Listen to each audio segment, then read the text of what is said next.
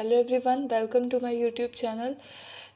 Before one video, I have discussed about the linear sum of subspaces. Today we will discuss the direct sum of subspaces. Before that, we need to understand what are disjoint subspaces. So let's start with the definition of disjoint subspaces. So the definition of disjoint subspace is as follows. Two subspaces W1 and W2 of a vector space V over F is said to be disjoint if their intersection is the zero space. Zero space means the space which contains only zero element. So that is W1 intersection W2 should be a zero space. If this condition holds, we say that W1 and W2 are disjoint subspaces. In order to discuss the definition of direct sum of subspaces, we have to learn a theorem. So firstly I will write the statement of theorem and then we will prove that and see what is the definition of direct sum of subspaces. So the statement of the theorem is as follows. This is necessary as well as sufficient condition. That is, we will prove this theorem by two parts. The first part will be necessary part and second part will be sufficient part. So the statement of theorem is the necessary and sufficient condition for the vector space V over F to be the direct sum of W1 and W2 is that first condition is V should be equals to the linear sum of two subspaces, that is W1 plus W2, and W1 and W2 should be disjoint subspaces, that is their intersection should be a zero space. If V is equals to W1 direct sum W2, direct sum is generally denoted by this structure. So if V is equals to W1 direct sum W2, then V should be equals to linear sum of two subspaces, the same two subspaces, and the subspaces W1 and W2 should be disjoint subspaces. And if these two conditions are satisfied, then we say that V is equals to W1 direct sum W2. So the condition is if and only if. That is, if this hold, then this must be true, and if this is true, then this must hold. So let's prove the theorem. So our first part is necessary condition. In the necessary condition, we assume that V can be written as W1 direct sum W2, and then we show these two properties. So let V is equals to W1 direct sum W2. By this structure, we means that each element of the vector space V can be expressed as the sum of the element of W1 plus that is the sum of element of W1 and W2, and this representation should be unique. I'm repeating that each element of the vector space V is expressible as the sum of vector space sum of element of W1 and element of W2, and this representation should be unique. So V can be written as an element of W1 an element of W1 plus an element of W2.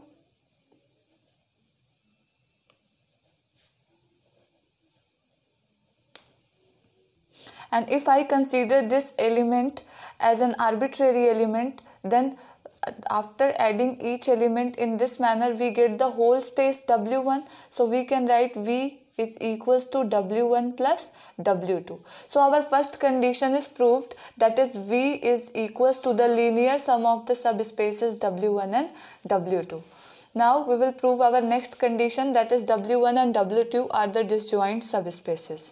For this, we need to show that W1 intersection W2 contains only zero space. We will prove this theorem, this part, by taking contradictory statement. That is, we will take that there exists an element alpha, that is a non-zero element that belongs to W1 intersection W2. So let alpha, which is a non-zero element that belongs to W1 intersection W2. Now if this element belongs to W1 intersection W2, then this must belongs W1 as well as W2. Then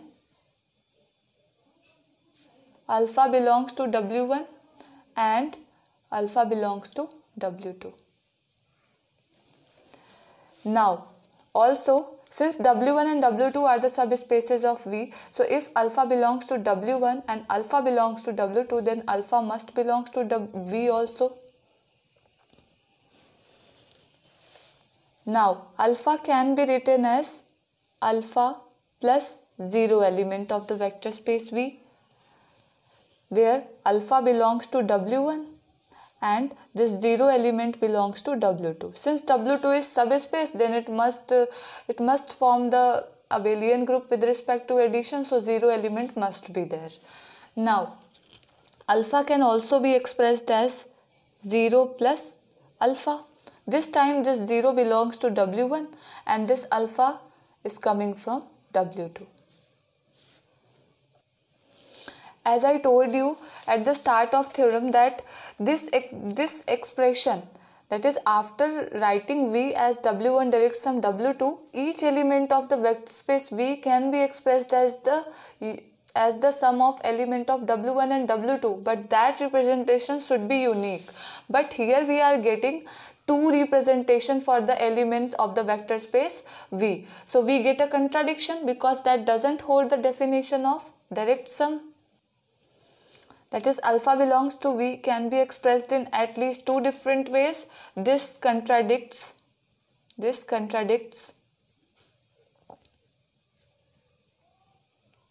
that V is equals to W1 direct sum W2.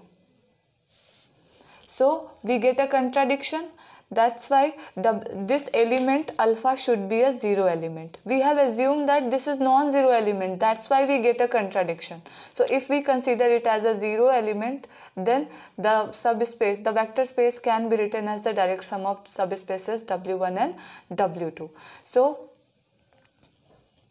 W1 intersection W2, this must be a 0 subspace. Hence we prove the second property, that is the two subspaces W1 and W2 are disjoint subspaces. Now we will prove the next part of theorem, that is sufficient part. In this part we have these two things, these two properties, that is V can be written as the linear sum of the subspaces W1 and W2, where W1 and W2 are the disjoint subspaces. We have these two conditions, and with the help of these two conditions we need to prove that V can be expressed as the direct sum of subspaces W1 and W2. So firstly we assume our first condition, that is V is equals to W1 plus W2, and W1 intersection W2 is equals to a 0 subspace. That is, W1 and W2 are disjoint subspaces. Since V is equals to W1 plus W2, then if we consider an element of the vector space V, that is alpha belongs to V, then alpha must be form of alpha 1 plus alpha 2, where alpha 1 is coming from W1 and alpha 2 is coming from W2. Again, if I consider another expression for the same element alpha, then if I write alpha is equals to beta 1 plus beta 2, where beta 1 belongs to W1 and beta 2 belongs to W2. I have assumed two different expressions for the same element alpha. If we are able to show that alpha 1 is equals to beta 1 and alpha 2 is equals to beta 2, since this element alpha is an arbitrary element of the vector space V, so if these expressions are proved to be unique, then we can say that V can be expressed as the direct sum of W1 and W2. As alpha 1 and beta 1 both belongs to W1 and W1 is also a subspace, so since alpha 1 belongs to W1, beta 1 also belongs to W1 and W1 is a subspace, then alpha 1 minus beta 1 must belongs to W1.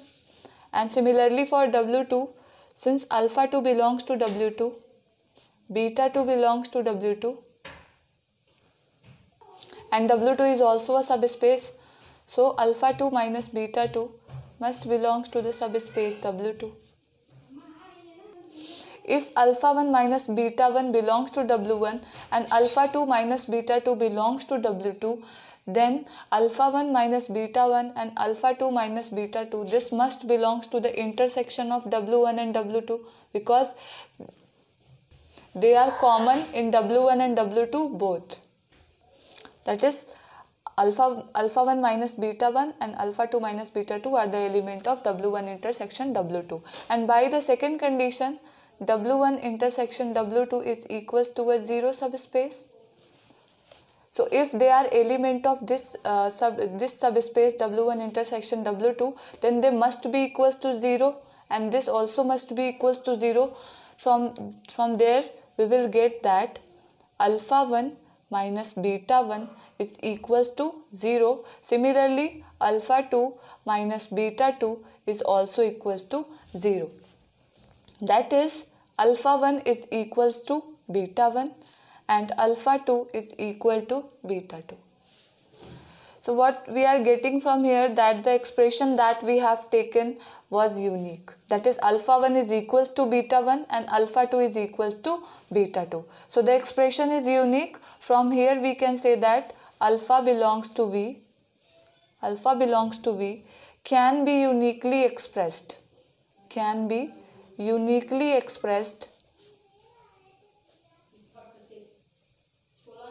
Hence, we can say that V is equals to W1 direct sum W2. So I hope the definition of direct sum is clear to all of you. The definition is as follows, that you have two subspaces and you will say that the vector space V is equal to the direct sum of that two subspaces if V, this vector space V, is the linear sum of the two subspaces W1 and W2, and these two subspaces W1 and W2 should be disjoint subspaces. That is, their intersection contains only zero element of the vector space or zero space. So now we will take some examples of direct sum of subspaces. The definition of the direct sum can also be generalized for n number of subspaces, as we have done in case of linear sum of subspaces.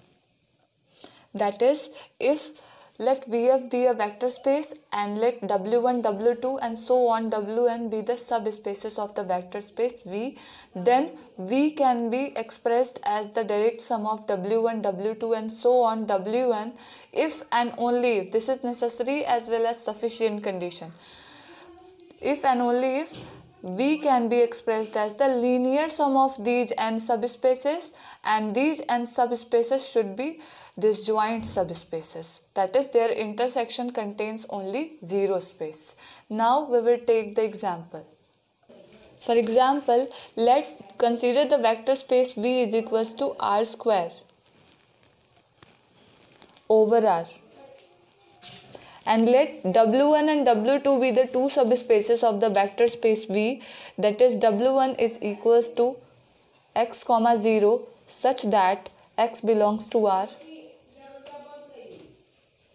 and W2 is equals to 0, y in the ordered pair such that y belongs to R. This is nothing but consider this is R square plane. Then this represents all the elements lying on the real axis, that is x axis, and this represents all the elements lying on the y axis. So these are two subspaces of the vector space V. Now we have to prove that V can be expressed as W1 direct sum W2. For that we need to show that V can be expressed as the linear sum of W1 and W2. So firstly we find the linear sum of W1 and W2. So if I calculate W1 plus W2, so it will contain all the elements of the type x, 0 plus 0, y such that xy belongs to R. So this is what? If we take the component wise addition, then this becomes x, y such that xy belongs to R, which is nothing but the whole vector space, that is R square. So we are able to express W1 and W2 as the whole vector space R square. So the first condition is satisfied. Now we will go for the second condition. That is, what is the common element between these two subspaces? So if I calculate W1 intersection W2, then what will be the common element in between these two subspaces? If you consider any element, non-zero element for the x, then this becomes 1, 0, and if you choose same for y, that is 0, 1. So 1, 0 is not equal to 0, 1, and you can see by graph that the only element which is common in these two subspaces is just the origin, that is 0, 0. So the only element that is common in between these two subspaces is just a 0 element, that is 0, 0. This must be in the form of ordered pair because we are taking it in R square plane. So both the conditions of the direct sum is satisfied. So from here we can write that R square can be expressed as the direct sum of these two subspaces W1 and W2. So I hope the definition of direct sum and the example of direct sum is clear to all of you. And if you are liking my content, please subscribe my channel. Thank you.